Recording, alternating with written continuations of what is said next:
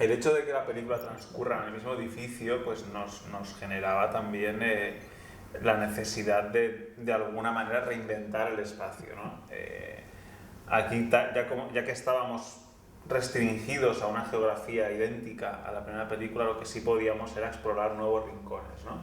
Entonces, o nuevas pantallas, como si fuera un videojuego, pues nuevas pantallas, ¿no? Lo que intentamos era mostrar algunas de las viviendas que en la primera película no habían sido exploradas, y en ese sentido, ya basándonos en cómo habíamos conocido a los personajes de la primera, reinventar cómo serían los espacios donde ellos vivían, ¿no?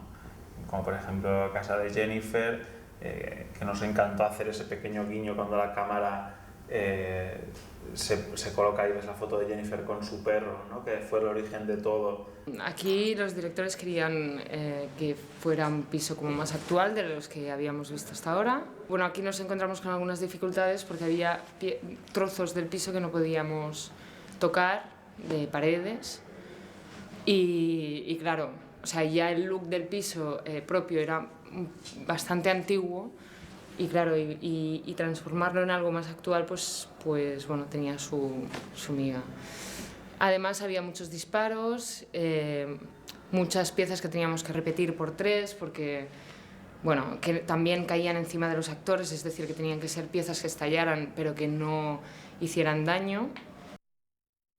Había un montón de cosas que coordinar con FX, bueno, había un montón de cosas en toda la peli que coordinar con otros departamentos, que nos hemos tenido que sentar y hablar un poco de las cosas, porque es que no...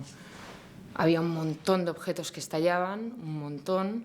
Había puertas que se rompían, había, bueno, pues cristales contra los que entre la lucha y tal, pues quieras que no, pues los actores tampoco controlan absolutamente todo y se pueden ir en un momento dado hacia el cristal y bueno, no puede ser de verdad porque se rompe y les puede cortar.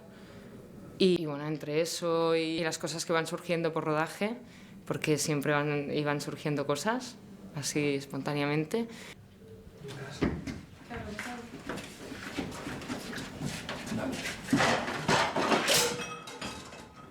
Las plantas de piso.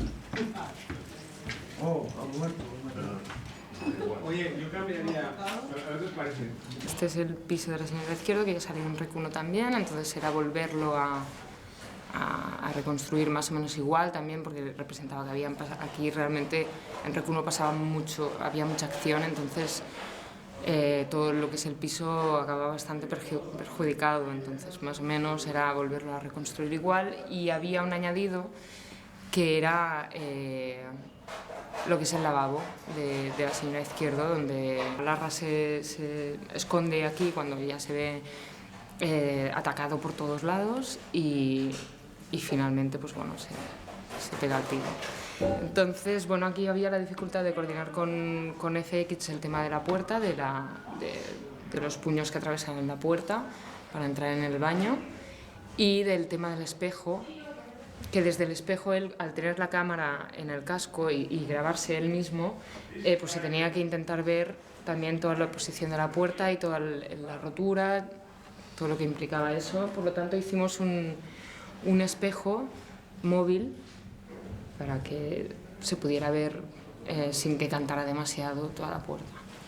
Y con FX le pasamos una puerta igual que la que teníamos puesta por acción, por decorados en pasillo, para que pudieran trabajar toda la parte del cuarterón y cuando fuera el momento pues poderlo romper, cambiar la puerta y poderlo romper con facilidad. Bueno, pues nada, este es el piso de César, que era igual el más goloso, porque César es un personaje también muy, muy especial, ya se vio en Recuno. Y entonces, pues, al estar hablando del piso en preparación y todo el rollo, pues a Paco se le ocurrió... Él tenía una referencia muy directa cuando ya escribieron sobre el personaje de César, que era un conocido suyo, y me estuvo explicando un poco pues que a él se le ocurrió la idea de que este personaje podía ser peluquero de señoras, y nada, y entre todo eso y 4 cositas que nos contó y que a Jaume también le parecieron bien, pues decidimos hacer una peluquería en el interior de casa de César. Aquí había varios temas a tener en cuenta porque hay mucha acción, hay la caída de una lámpara, está el exorcismo, está también la transformación de Martos en un monstruo que se quiere comer a sus compañeros y que tenía que encerrarse en la habitación de César. La primera vez que ves el piso de César es cuando entra Martos para que está escuchando una canción y bueno, tenía que tener un tocadiscos dentro de la habitación de César, estratégicamente colocado con la luz, con los problemas también que ha habido de luz, porque todo el edificio representa que está sin luz, entonces ahí Pablo ha tenido que, supongo, romperse los cascos para tener pues eso, la ventana igual dándole al personaje y que tú pudieras ver también a través de su linterna o lo que fuera, pues lo que es el tocadiscos. Pues tener la posibilidad de que la puerta se cerrara de una manera que les fuera a ellos, que no se cerrara, o sea, que no se abriera hacia afuera, sino que se pudiera estar cerrada para cuando ellos lo encierran aquí dentro, pues tirando hacia adentro y que el otro personaje que estuviera dentro pues no pudiera fácilmente romper la puerta o salir para luego poder clavar el cuchillo con el relicario y todo el tema. Ahí es una silla de barbero, que aquí no tiene demasiado sentido porque es más una peluquería de señoras, pero los directores les gustaba la idea de silla de barbero, entonces la pusimos más como si fuera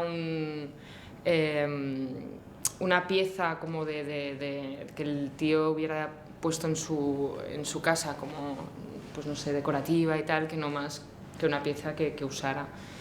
Al estar, supongo, pensado de una forma más rica como personaje, te daba muchas más posibilidades, entonces no ha sido el más complicado.